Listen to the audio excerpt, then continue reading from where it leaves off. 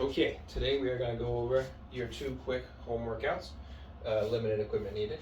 So we will start out with 5 minutes of backwards walking. So walking around the house, walking around the neighborhood, or walking kind of backwards up the stairs is a good way to get into that hip flexors, opening them up, getting that stretched out, reversing out some of our strain from the day. After that, we're going to just go into our circuit straight away. So we get up against the wall, extend out our ankles to maximum range of motion, and we're going to start working towards 20 reps. And once our reps start getting like half reps, where it becomes really just the toes lifting and not much of the ball of the foot, that's what we'll call it. Aiming to 20. Once we get to 20, we'll just keep repeating 20. After that, we're going to turn around and do our ankle raises.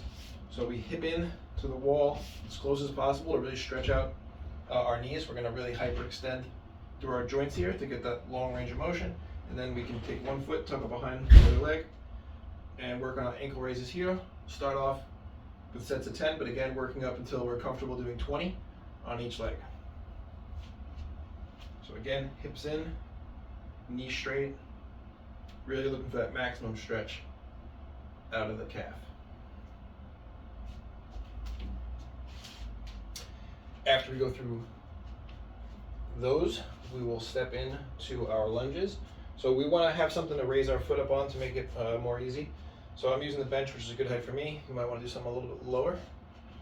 So we're going to come here, and as much as possible, we want to have a nice long straight back leg, and we want to sit on that heel. The goal being the knee past the toes, the butt on top of the heel. The heel can come up off the surface you're standing on, and we want to do 5 on each side.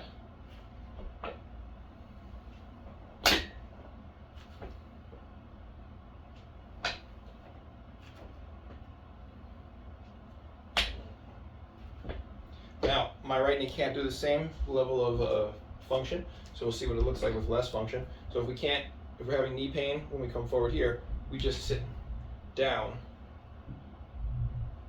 and we still try and get that butt to the heel. We just don't worry about the knee coming too far forward.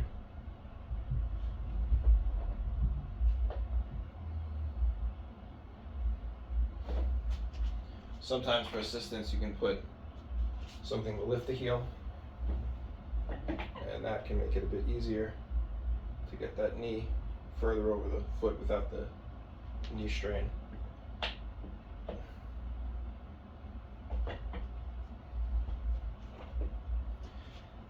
After our lunges, we can do some of our wrist curls. So we extend out the arms, lower the weights down, open fingers, pull up. We want to tuck the wrist there. We're going to do 10 sets or 10 reps here, and then we turn over, we lower down, and we curl up. Uncurling the fingers and curling the wrist. We want to go for 10 here, and then we want to do 10 rotations. So that's 1, 2, 3, 4, 5. So that's the first circuit. Go through those 4 exercises.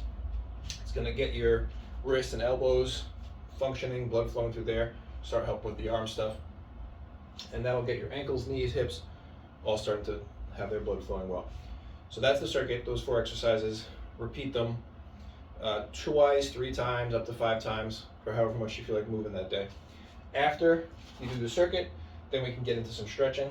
So we want to stretch the hip flexor. So we're going to put the knee against the wall here, step forward, and we're going to climb up as much as possible. Here's a good place to start. Here, we want to push that knee into the wall, into the floor. That way the quad's flexing, and then that allows us to get into the top of the hip flexor for a much better stretch, with the end goal being something like this. And then if you want, you can do these kind of motions if you don't really like the static stretch.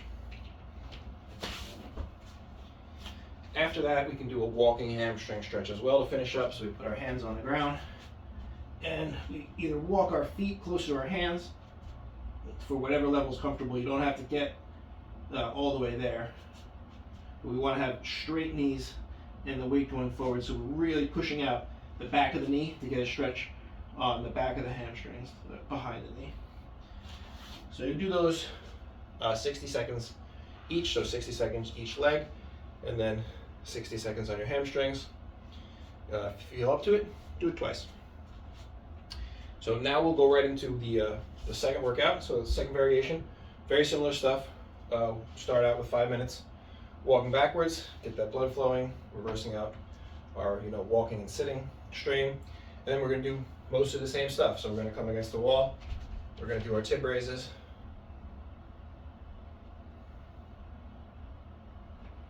and then we'll turn, hips go in, calf raises,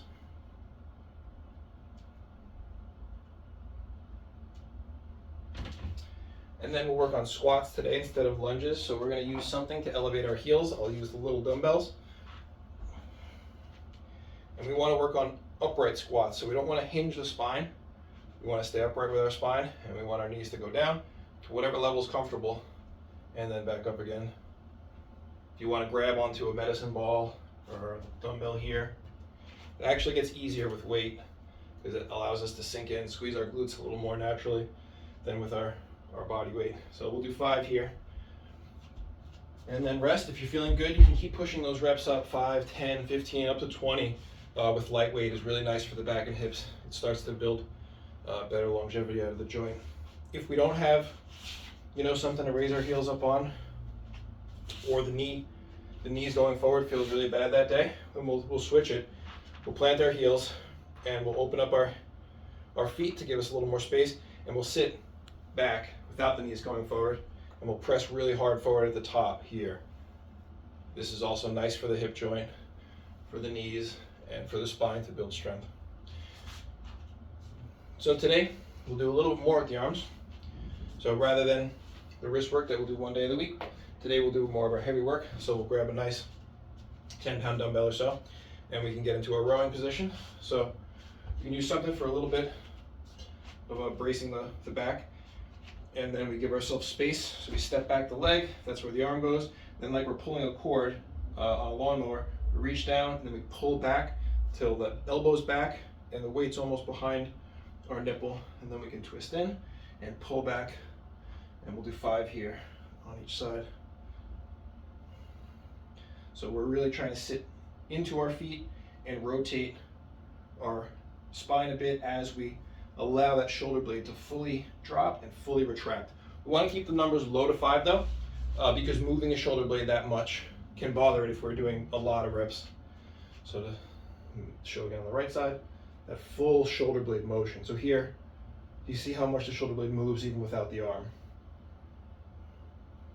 If you did want to do a lot of rows, you would just do a shorter motion without the shoulder blade to work the muscles of the arm more if you felt like adding in. After that, we're going to work on our overhead presses with the same idea, where we're going to accentuate the full range of motion. So we're going to let the elbow almost come into our pocket, the hips can shift away, and then the hips shift in as we push up overhead, almost like we're launching the weight like a rocket.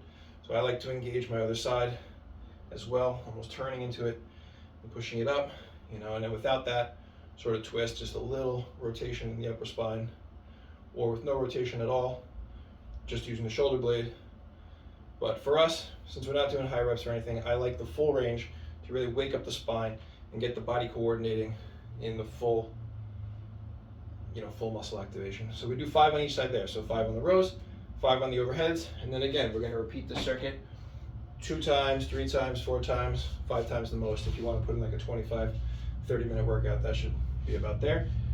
And then the same stretching. So I'm going to do it not kneeling this time, but standing. If you want to do it standing, you want to get that foot back against the wall. Then you really want to hop as close as possible if you're standing.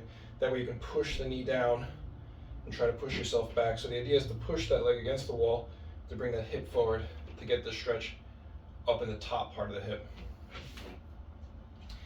And then just to show some variety in stretching the hamstrings, sometimes if we don't want to do the walking hamstring stretch, I'd like to grab some weight, and I'll hold it sort of in my arms here, and then I'll drop down into a weighted hamstring stretch where I really let that pull, that extra pull, let me unwind and go deeper and deeper with my spine and deeper with my hamstrings. And I'll try and hold Two 30-second stretches or one 60-second stretch with the weights. So again, just 2 to 6 minutes with the stretching, and you'll have a nice little circuit that'll really start you feeling your muscles again, and getting the work-related stress sort of reversed out there.